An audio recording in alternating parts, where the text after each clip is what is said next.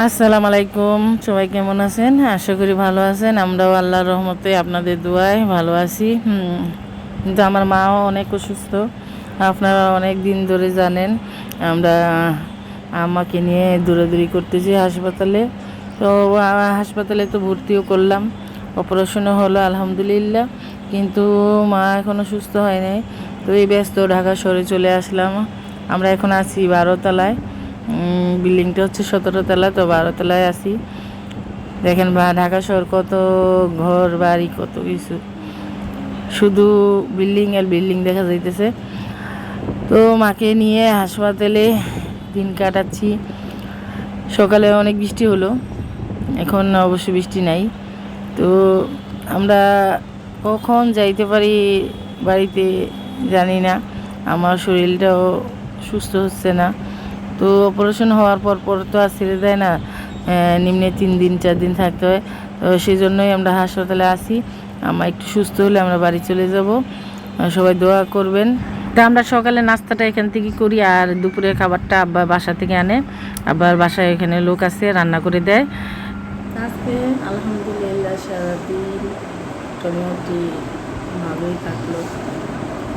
সকালের দিকে মানে ভোরের দিকে থেকে সকাল পর্যন্ত আমার হাতে ক্যানোলাটা লাগানোর পরেও মেডিসিন দেওয়াতে আস্তে আস্তে হাতটা ফুলে গেছিল। তো ব্যথার যন্ত্রণায় ভোর থেকে চিৎকার করলো, কান্নাকাটি করলো, অনেক ব্যথা করতেছিল। তো লাস্ট পর্যন্ত ক্যানোলাটা খুলে দেওয়া হইলো, কারণ হাতটা ফুলে গেছিলো। এখন মোটামুটি একটু ভালো আছে, ব্যথায় করে কিছুক্ষণ দেখা যাচ্ছে। আগে বাম পায়ে সমস্যা ছিল, এখন ডান পায়ে একটু একটু ব্যথা করতেছে। তো ডাক্তার আসে, ডাক্তার কয়েকবার আসে দেখে গেল, বললো কোনো দেখা যাইতেছে সমস্যা হলে তার নাম্বার দিয়ে গেল, পরবর্তীতে তার সাথে আমি যোগাযোগ করতে পারবো। তো এই দিক দিয়ে সারাদিন বৃষ্টি হলো, অনেক বৃষ্টি হলো আজকে। ঈদ সামনে আরও 2-3 দিন বাকি আসছে। তো দেখা যাক কী হয়। তো সবাই আমাদের জন্য দোয়া করবে। রাত হয়ে গেছে, এই তো যাবে ঘুমিয়ে গেছে, আর এদিকে আম্মা ঘুমিয়েছে। একটু ঘুমাই, একটু উঠে, মানে যখন দেখা যায় ওষুধের একটু থাকে না, তখন একটু ঘুমায়, যখন না থাকে তখন উঠে যায়। তো এইভাবেই চলছে। সবাই দোয়া করবেন আমাদের জন্য, আমরা যেন মাকে সুস্থ করে বাড়িতে নিতে পারি।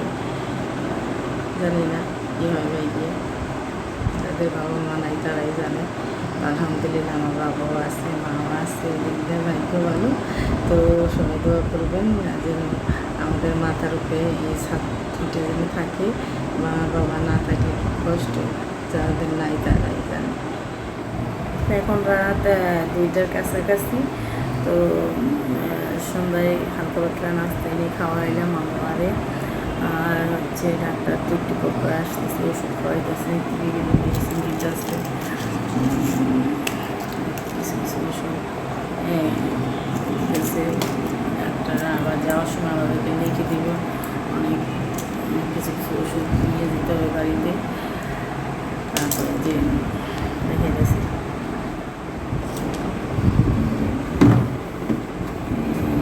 ইঞ্জেকশন দিতেছে।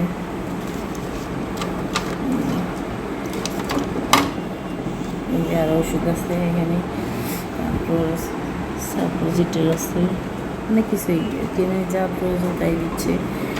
তো বাকিটা আল্লাহ ভরসা।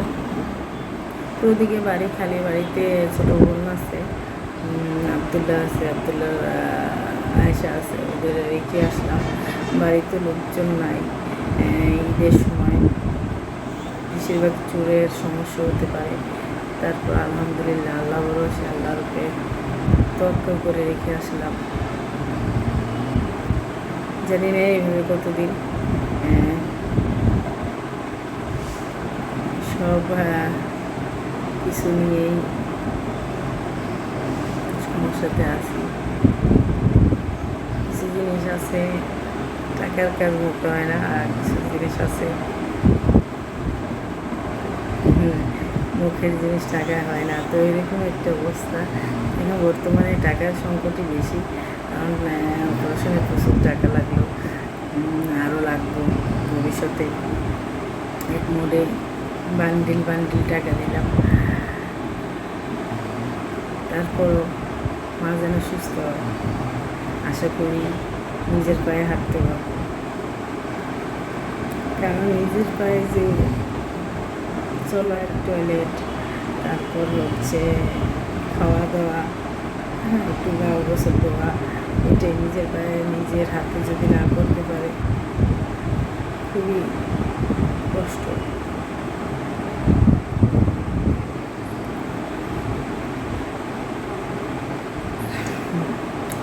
আজকে যে পরিস্থিতিটা কখনো তো আমরা কল্পনা করিনি আজকে এই পরিস্থিতি আসবে। আল্লাহ যা করে মানুষের মঙ্গলের জন্যই করে, আশা করি আমাদেরও মঙ্গল হবে। অনেক দিন পর আপনাদের সামনে আসলাম ভিডিও নিয়ে।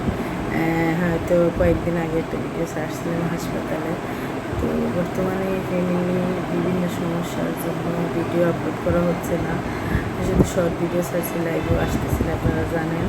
হঠাৎ আসতেছি অনেকদিন পরে, তাও দেখি সব কিছু সামলায় উঠতে পারলে ইনশাল্লাহ আবারও আগের মতো লাইভ চলবে ইনশাল্লাহ। আশা করি আপনারা পাশে থাকবেন, যত ভাই বোন আছেন, আমার কিছু কাছে ভাই বোন আছেন এবং ভালো ভালো বন্ধুরা আছেন, সবাই পাশে থাকবেন আশা করি। মানুষ তো আশা নিয়ে বাঁচে, আমি আশা নিয়ে থাকলাম, দেখি কী হয়।